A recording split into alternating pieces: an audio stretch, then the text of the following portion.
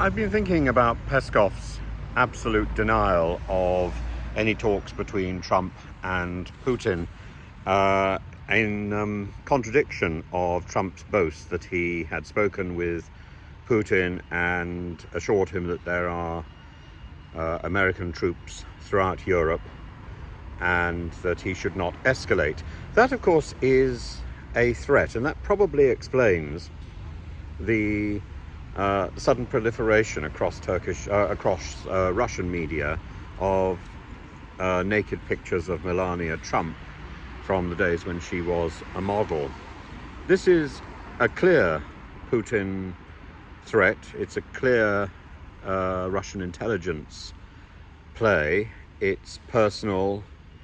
It's intended to humiliate Trump, and it's intended to push Trump. But that's because Putin himself, or Putin's doppelgangers, or Putin's gang, felt pushed, humiliated, and threatened by the call of Donald Trump. Or was it Donald Trump? It could have been the staff of Trump, because it seems that the urge to and not to escalate, to play safe, to be prepared for negotiations, and if not, we will pull the plug, seems to have been sent to quite a number of heads of state. So somebody is simply reading out a script, and or as near as damn it, and it's a standard line. That doesn't seem to me like a personal telephone conversation from one leader to another, even if Putin and Trump feel that they have already met, have already had a background. Beyond anything else, there isn't a clear common language. Putin's English is pretty ropey. The doppelgangers may speak much better English than Putin, who knows.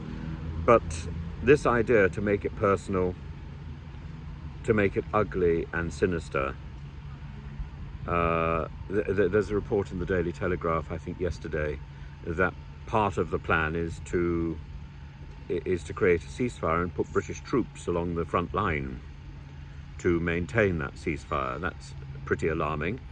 I wonder if Mr. Trump has actually run this past Keir Starmer. I can't imagine in their sweet nothings the other day that that was part of the conversation. I think Trump is just throwing up possible scenarios and testing them out. That's what Trump does, and it's an interesting play.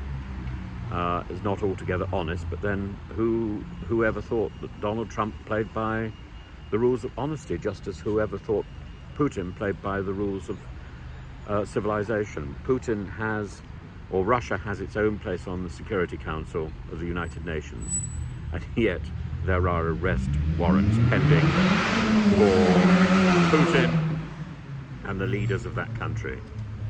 This isn't ordinary behavior by a country that has a stake in the governance of the world.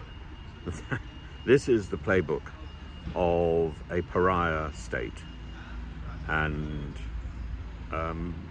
Putin is chancing his luck. I think the assumption that Trump automatically favors Putin is an assumption which I was led into, and certainly am inclined to agree, but it's not the only assumption that is available. The other assumption is that Putin overplays his hand and Trump simply switches his allegiance to Zelensky. And Zelensky has proven over the last 3 years to be a formidable and incalculably brilliant diplomat.